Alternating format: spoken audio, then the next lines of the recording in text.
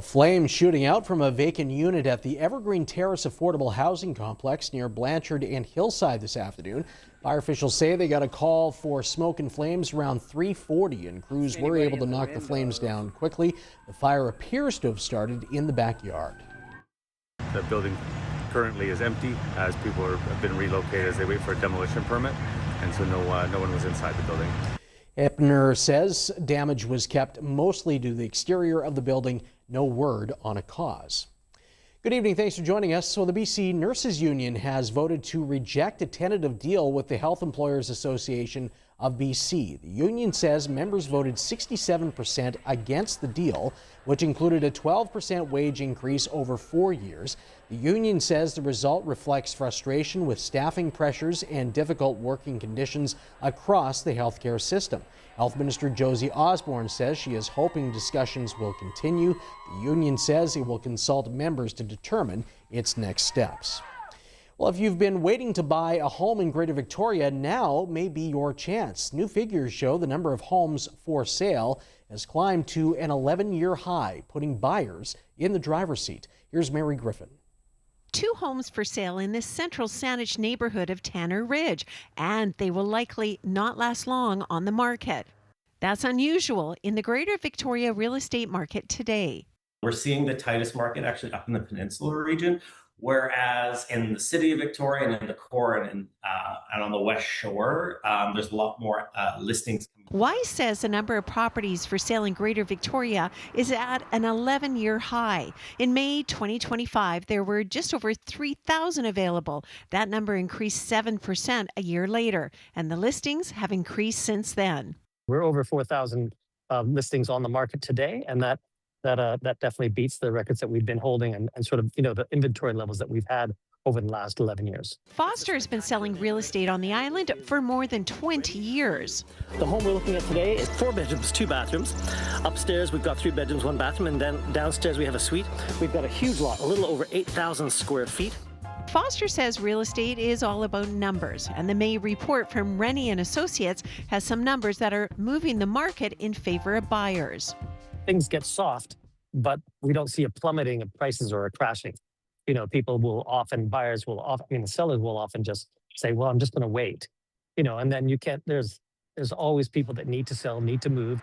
Sellers and buyers are waiting for global events to calm down, including the uncertainty related to the war in Iran, high interest rates, and closer to home employment. Consumer confidence isn't all that great right now. A lot of consumers are not eager to make a major financial decision at this time. So even though maybe they otherwise would have been interested in buying, there's a lot of concern out there. That translates into a market that's changing and cooling off, at least for now. Well, neighbors of a Nanaimo strip club are speaking out tonight. The club is applying to expand to daytime hours, but with a kids' dance studio next door, some are calling on the city to deny the application. Sky Ryan reports. I was shocked. I really couldn't understand the insensitivity. It's bad enough to put a strip club next to a children's school. But Carl Butterworth says he's still shocked that this Nanaimo strip club opened next to his Nanaimo dance studio that teaches young children, mostly girls, how to dance. 350 students, they're predominantly female, they're all children, and they have this going on right behind them. Now 4 months after Sweet Spot Lounge is opening on Nanaimo Skinner Street, its owner is applying to expand the club's offerings, doubling its hours of alcohol service from 11 a.m. to 2 a.m., 7 days a week from the 7 p.m. to 2 a.m. license it held earlier. Those hours would overlap with the dance studio. In a report going before Nanaimo City Council next Monday night, staff are recommending council support the application. It is absolutely mind-blowing. I am outraged and astonished that city staff would suggest that this was acceptable. This is not a sports bar. This is adult entertainment. This is strippers. Kristen Cavey's children dance at Harbor Dance Studio, and she says it's been an uncomfortable fit for families like hers already. There's going to be way more hesitation for families to spend time down here, for sure. A lot of our clients gave feedback. We had over 165 clients who gave forms into the city, but then city staff disallowed all of those forms and decided they would only use forms from entities or businesses that were within 100 meters of the strip club. In a statement to CHEK News, Nanaimo's manager of current planning stated To clarify, the application request and council's consideration is regarding an extension to the existing hours of liquor service, not a request to extend the hours of strip club use. Yet Sweet Spot Lounge's owner does not require council's approval to increase strip club hours. That means we're going to start seeing strip shows in the middle of the day. The club's owner, Kenny Chung, who is seen here, did not respond to CHEK News' request for comment Friday, but in February insisted he was following the rules set out in his business license. My license says adult entertainment is permitted. So Butterworth plans to appeal to Nanaimo City Council on Monday night to oppose the strip club's application, as these two businesses face off on the future of their shared downtown block. Well, an old plan to build a graving dock in Victoria's Upper Harbour may have a new lease on life. After not being able to move forward nearly a decade ago, plans for the facility will be presented again. Here's Mackenzie Reed. We're really excited. 8 years after it was first presented to council, the Rawlmax Group is reviving its plans to build a graving dock in Victoria's Upper Harbour. We've worked on this for almost a decade to come to here. The original plans for the graving dock were approved by council in 2018, but were never put into action because of an increased economic risk and uncertain labor costs. However, the tides have changed, and Bartlett says the marine industry is booming. Trading routes are now going east-west, so much that's leaving Canada is coming by way of the coast. And those vessels need to have support vessels. We love fixing tugs. We love fixing those vessels. We see an opportunity. The new graving dock would be built within the company's current footprint next to the Johnson Street Bridge, and it would look something like this artist's rendering. It would be able to service vessels up to 130 meters long, including some vessels in the BC Ferries fleet, Royal Canadian Navy, and Canadian Coast Guard. It would also be a standalone facility, meaning any shipyard needing extra capacity would be able to use it. That business model means that our graving dock will be busy all the time. This is a wonderful opportunity for Victoria. The city's mayor is on board. It's going to create jobs, it's going to create product, it's going to create opportunities for other people to learn how to invest in the community and in Victoria who may not have us on their radar for this type of work. This plan comes as the federal government has made major investments in maritime defense and growing maritime commercial fleet. The increased marine activity has led to shipyards being booked solid, including the federally owned Esquimalt graving dock. They're presently booking somewhere out about a year and a half away. And if you have to get your vessel fixed inside of that year and a half, boy, you're going to be in trouble. Because of this, Bartlett says the plans for the new dock, which will likely cost more than double the original estimate of $50 million, will be worth it. So what we have is an issue of a lot of demand rising and supply is not changing unless we're successful with our graving dock. The company plans to take a development permit application to council before the end of this year. Well, the province and Ottawa are setting up a $5 billion fund for municipalities to pay for upgrades like transit, hospital, and infrastructure. But details on how and who the money will be handed out to remain vague. Here's Corey Sidaway. On his way to Canada's blowout FIFA match in Vancouver yesterday, Prime Minister Mark Carney made a major housing announcement. Canada and British Columbia have reached a landmark new agreement to help build more homes, to bring down housing costs, and modernize infrastructure across the province. On a platter, more than $5 billion from Ottawa alone. It's promising a $2.5 billion investment over 10 years for transit projects, a one-time transfer to BC of $284 million to reduce barriers to new construction, and $50 million over 5 years for infrastructure projects. Through matching funds, British Columbia and Ottawa have promised up to $3.2 billion over 10 years to municipalities if they lower how much they charge developers, and $1.2 billion over 3 years to upgrade hospitals and healthcare centers, and a promise to convert the condos currently sitting vacant, mainly in Vancouver, into affordable homes through innovative financing tools. And so the numbers are large. The thresholds are also a little bit unclear yet. All we know is that the dollars will be doled out, according to the feds, by priority, which has some mayors leery. When it actually comes to accessing these funds, there's always some big roadblock. Others are concerned the province might not actually be able to pony up. And we've seen this most recent budget pause a lot of the capital funds that local governments in particular rely on as government tries to reconcile its budget and deficits. So this is going to involve turning on those funding taps again. They also have questions on how the new subsidy of developer fees will translate into savings, not just for developers, but for buyers. That will certainly be the devil in the details. We'll have to see how that actually is formulated. Other municipalities hope they're not lost in the fray. I think for a mid-sized community like North Cowichan, the concern is always that the bigger urban centers are going to secure the bulk of these sort of funds. As 161 municipalities across BC begin vying for funding. Well, if a major earthquake or other disaster strikes, it could cause catastrophic disruptions to drinking water. But Sydney has a plan for that by becoming the first in the region to create a secondary source of emergency water. Here's Eden Chipperfield. Providing each Sydney resident with 4 liters of potable water for 5 days is the program's goal.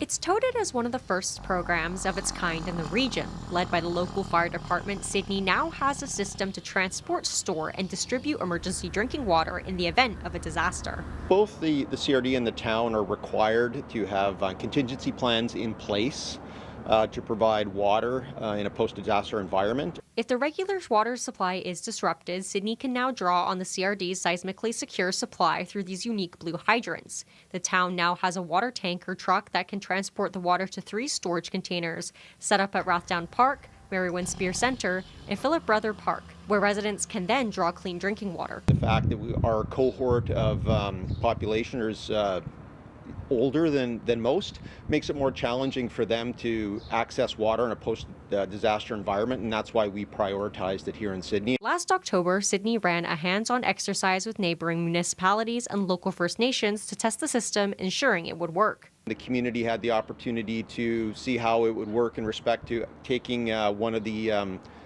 water bags that they would access and fill up and then go through that process. So, and we'll continually exercise this at least annually and obviously involve the public. So far, not everyone is even aware of the emergency water system, but most are on board. I had no idea, but I think it's a great idea. I think it's important because in case of an earthquake, I think too many of us don't get prepared and have things on hand for that in just case it happens. So it's good to have it. Yeah, it was like my parents told me about it, and it's just like it's for like emergencies, right? I think that's really good. The emergency program was made possible with provincial funding. The hope is that it will never be needed, but is there should disaster strike. I'm Tess Van Stratton, and your sunny weekend forecast is coming up soon. But first, here's a look at weather around the world. Cloudy and 20 with a chance of showers in Liverpool, England. 15 with a mix of sun and cloud in La Plata, Argentina. And a hazy and sizzling 40 in Luxor, Egypt. Weather around the world is brought to you by ComSense Cabinets. Designed for your space, built for your life. The whole city is my office. Every citizen are my clients, and so it's that diversity that I really enjoy. Charlie's having a friend over. Aww. Yo, we brought chips. Just a few more kids. Enjoy.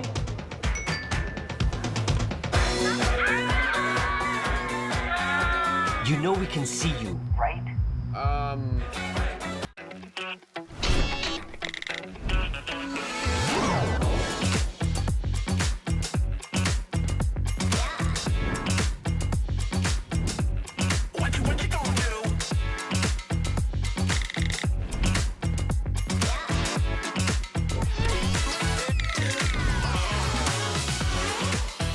Lease the all-new 2026 Jeep Cherokee Hybrid from 2.99% for up to 24 months on all models. Live viewing on the big screen, live entertainment, and free family-friendly programming. Experience the Summer of Soccer in downtown Victoria. Catch the action at participating bars, pubs, and community events until July 19th. Visit dvba.ca/Summer of Soccer. For the last 40 years, Help for the Dream has supported critically ill children in our community. And for equally as long, local businesses who believe in what we do have supported us. Never underestimate the impact of your purchase when you buy local. Make gardening and composting simpler and easier with Community Composting. They provide you with a yard container, you drop in organic waste, they empty the container, and every 4 weeks you receive a bag of composted soil. Simple, easy. Sign up today, communitycomposting.ca. At the Old Farm Market, we're doing everything we can to lower prices. Lower, you can do better than that. That's not good enough. What are you doing, Chris? Hunting for deals, like you asked. The Old Farm Market. Not corporate, not complicated, just great produce at the lowest prices. Everything seemed okay. I thought maybe my helmet got the worst of it, but I went in just in case. There were a lot of other patients in the ER, but they insisted on running tests. I felt fine, but the nurses wanted to keep an eye on me. That's when they found the brain bleed. I didn't realize it was an emergency. Thankfully, the nurses did.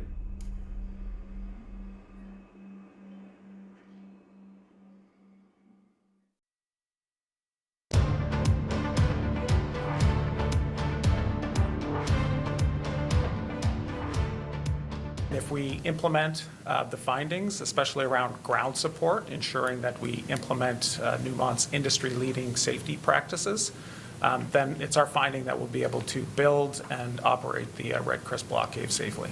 BC's government has announced a key regulatory approval for the Red Chris Mines expansion in northwest BC. Red Chris already operates as an open pit mine, but the approval allows for an underground method called block caving. 2 collapses at the mine last July trapped 3 workers for more than 2 days. Well, a great-grandmother in Courtenay, who will be turning 90 years old on Monday, took celebrating the impressive milestone to new heights. Here's Dean Stoltz. Soon-to-be 90-year-old Lois Robertson has an adventurous spirit, we're told. And when someone suggested she jump out of a plane to celebrate her 9th decade, she was all ears. And he was a pilot, and he says, "Why don't you do skydiving?" Oh, that might be an idea.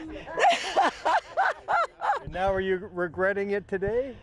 Not really. I'm just kind of, like I say, everybody says, "How are you feeling?" I said, "I'm feeling kind of numb. I'm not quite sure how I feel." Lois has 4 kids, 6 grandkids, and 6 great-grandchildren. About 40 family and friends joining her here at the Campbell River Skydive Center to share the day, 9 of them jumping as well. It was May long, and we all had a few drinks and thought this was going to be a good idea, and here we are now doing it. So how are you all feeling, moments before Lois is going to jump out of a plane? We're very excited. Very for her. excited to see it. Very excited. Yeah. She's braver than we are. Yeah. Full of joy, and that's what she's doing. So she's doing something that's just going to bring her joy and excitement and a bit of a challenge. And as you can see, she's cherished by so many people here. Soon she's suited up and it's out to the plane. But if you think she's the first 90-year-old to do this here, you and I would be wrong. Yeah. How many times have you had a 90-year-old jump? That's a good question, but we've had lots. Yeah, mostly as the bucket list thing. And then as I heard from their stories, there's a bit of liquid courage going on. No liquid courage today, though. It's all adrenaline and excitement as Lois jumps into thin air from 10,000 feet. Wow. Welcome to skydiving. Oh. Skydiving. I'm skydiving. As she floats through the air in a slow descent back to Earth, her family and friends watch every second in awe. And after a bit of a rough landing, Lois is back on her feet, reliving what just happened. How was that? Oh my God. Fantastic. Oh, wow. Landing's a little harder, that's all. But Oh, pretty proud of her. She's a tough old girl. Yeah. She lived her dream today. She wanted to skydive. And already she's talking about what she might do on her 95th birthday. Happy birthday, Lois.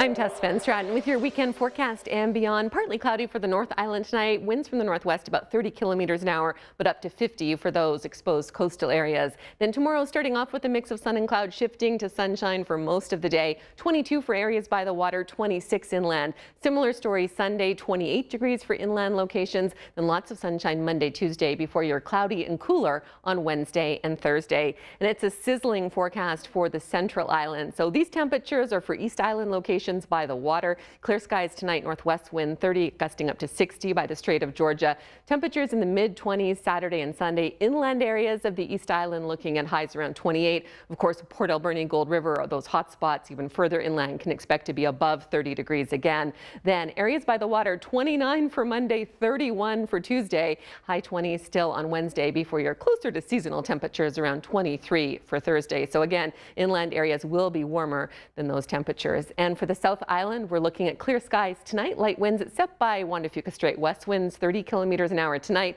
We'll see a little bit of wind tomorrow as well. Mainly sunny conditions with west winds 30 up to 50 kilometers an hour by the Strait. Cooler tomorrow than what we saw today, around that 20-degree mark, but then back to mid-20s on Sunday. Areas by the water that tend to be cooler, closer to 18 degrees.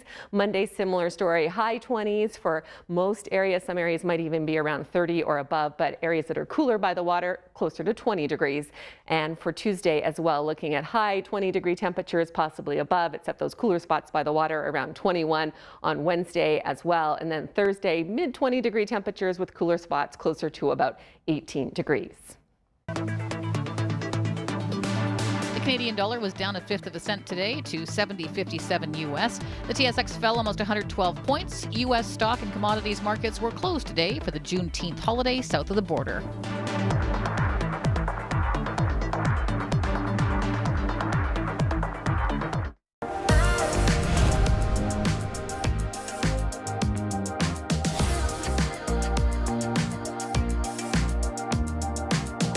Now's a great time to set goals to reach your financial success. Maybe you want to make a few updates to your home or anything else you've been dreaming of accomplishing. How would you use $80, $280, or even $2.8 million? Call us today.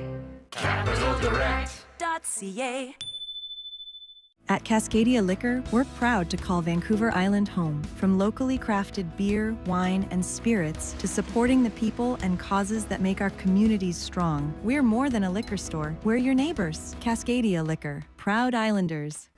Every visitor counts in Victoria. From small businesses to big events, see how the visitor economy powers our community's success. I always say that this building is a big, beautiful picture frame for all of the people and experiences that have happened in the past. Craigdare Castle being a museum, the building itself is our primary artifact. So for us, every visitor counts, and they will bring their requests to us in a sense. When we have conversations with them, they tell us what they're interested in. We develop content based around that. And of course, the revenue that they generate for us helps pay for the maintenance, the care, the conservation of the building.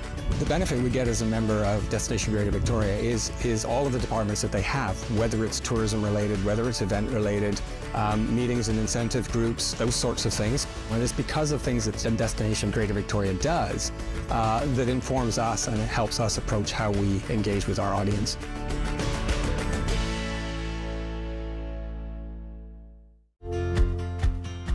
Rafael & Brown Window Coverings is proud to be locally owned and operated, serving the island community since 1987. Thank you for voting us Best in the City 17 years in a row. Summer's coming. Is your boat ready? At Parker Marine Service Department, our factory-trained techs keep you on the water all season long. Third-generation family-owned and proudly saving weekends since 1964. Trust the team at Parker Marine, powered by Yamaha. Will your next mattress be part of the problem or the solution? At McGeechie's Foam, we have simple sleep solutions ready to go. Come into our store and try before you buy. Feel the difference of a custom Canadian-made mattress tailored for your body type. We have a combined 80 years of experience helping our customers get a great night's sleep. And you can rest easy because we recycle 100% of what we sell. Free delivery from Souk to Sydney. McGeechie's Foam and Mattress, the rest of your life.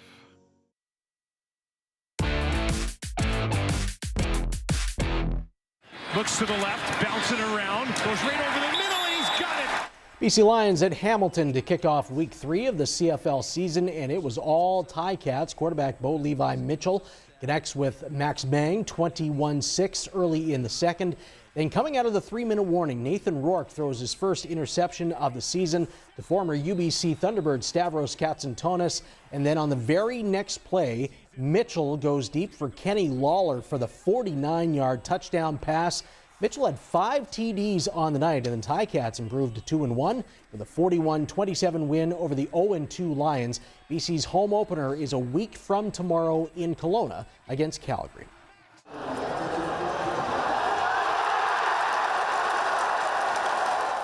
Well, Canada is still on a soccer high after the 6-0 win over Qatar, but it came with a heavy cost. Midfielder Ismail Kone is out for the rest of the World Cup. He underwent surgery to repair broken tibia and fibula. Canadian head coach Jesse Marsh says the procedure went well and that the match yesterday was an emotional overflow.